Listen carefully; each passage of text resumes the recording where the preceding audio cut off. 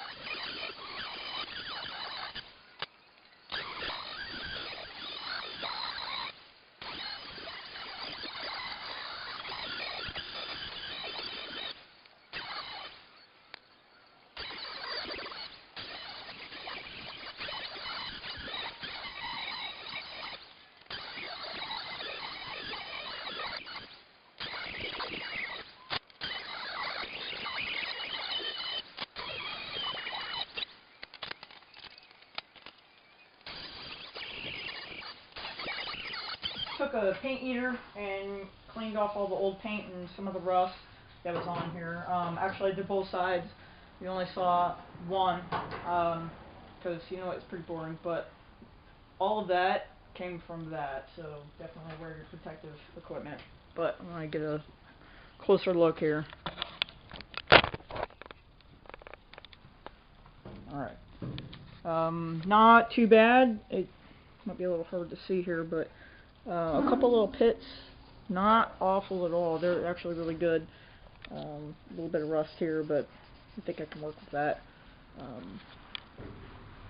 That paint eater didn't get into all the little corners. It was really hard to get into those angles.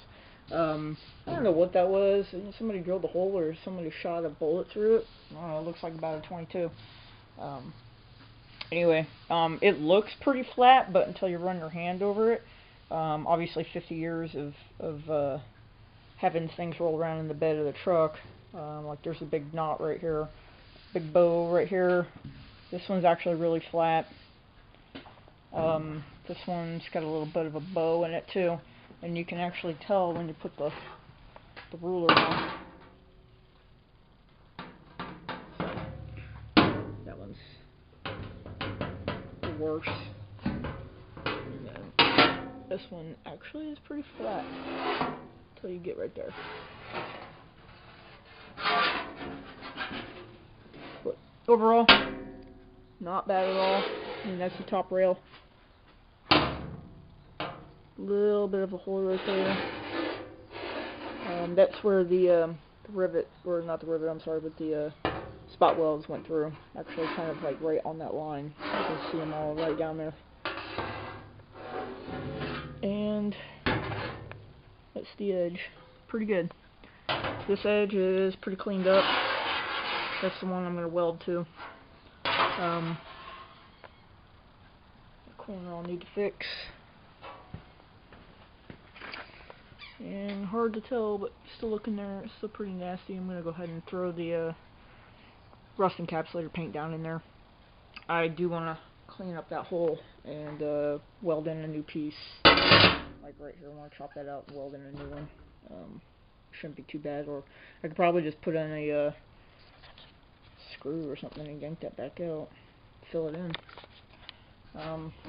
Overall, my plan is to clean this up a little bit more today, and then put some primer on it, not epoxy, but just some kind of primer to keep it from flash rusting, and start working on this. I need this piece done so I can put this back together. I honestly don't want to dig into that corner right there until I get this back piece all settled.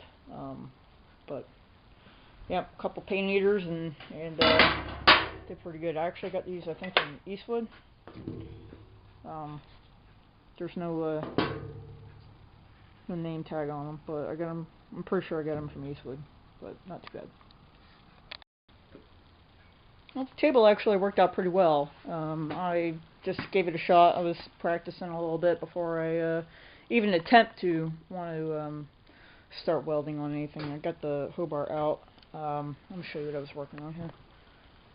So I just took some scrap and just kind of butt welded them together. They weren't perfect to begin with, and this one here is probably the better of them. Focus. Anyway, I'm a grinder. Obviously I'm a grinder, but when I flipped it over, there we go.